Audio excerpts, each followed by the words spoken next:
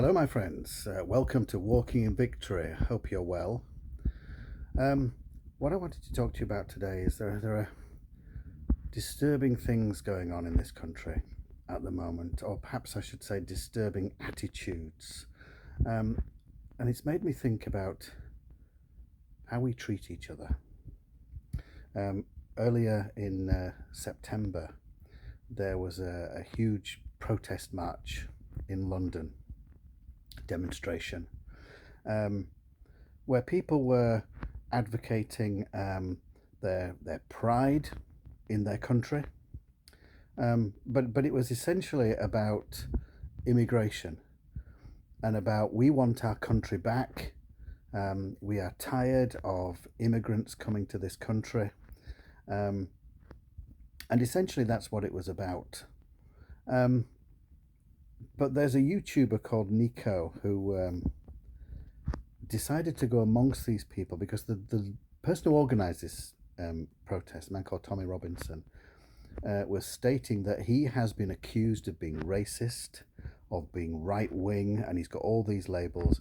And he's saying we're not racist. We just have a love for our country, and we want our country back. And so this YouTuber Nico, he's mixed race. I think his father's Nigerian, and he disguised himself as a 60-some-year-old white man, and he went in and amongst the protesters to try and see if these people were racist or not. Now it's on YouTube. You can watch it, and you can say whatever you like about it. Certainly not everybody who went on that protest is racist. That's fact. Not everybody who went there is racist. However, he did, as you would expect, uncover some disturbing racist attitudes amongst most of the people he talked to. Now, you could say that he edited his video to make it look like a lot of people were racist, but however many people were actual, genuine racists out of all those people that attended, and there were many, the attitudes that were displayed were horrifying. Bear in mind, they thought they were talking to a guy in his 60s, and he was trying to stir them up a little bit to try and get them to reveal their true feelings about black and Asian people. And the swearing and the anger and the hatred against people who were not white British was astonishing.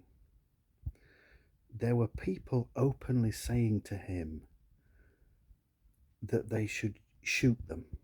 There were people openly saying that when the boats come over the channel into England, one guy said we should shoot them as they get off the boats. And every boat that comes, we should shoot the immigrants that come over and leave their bodies on the beach. And that would soon stop other boats from coming across when they saw that slaughter. There was another lady who openly confessed to being racist and actually stated that she had 3 knives in her handbag at that time. And Nico said, well, what would you do if you saw a black person walk past now? And she said she'd stab them. It's absolutely shocking to me. Absolutely appalling, the level of hatred. There was one man on the video where Nico tried to stir him up and let's get these people out of this country. And this guy said, what have they ever done to you? And he said, we're all pink underneath. He said, thank God for that man.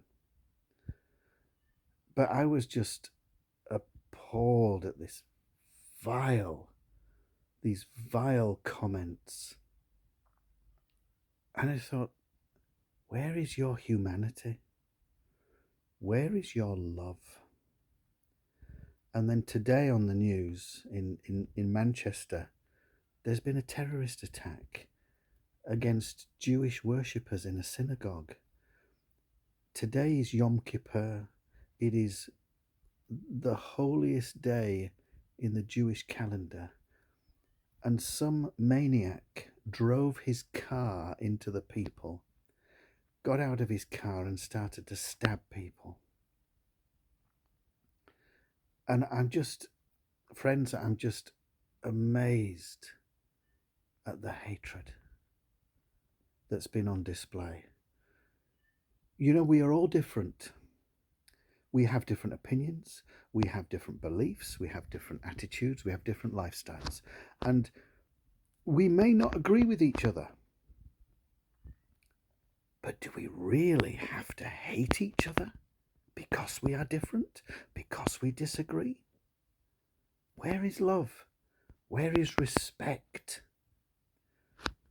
Just because somebody is different does not mean that they should be hated and reviled. We are all human beings. Where's your humanity? Where's your love?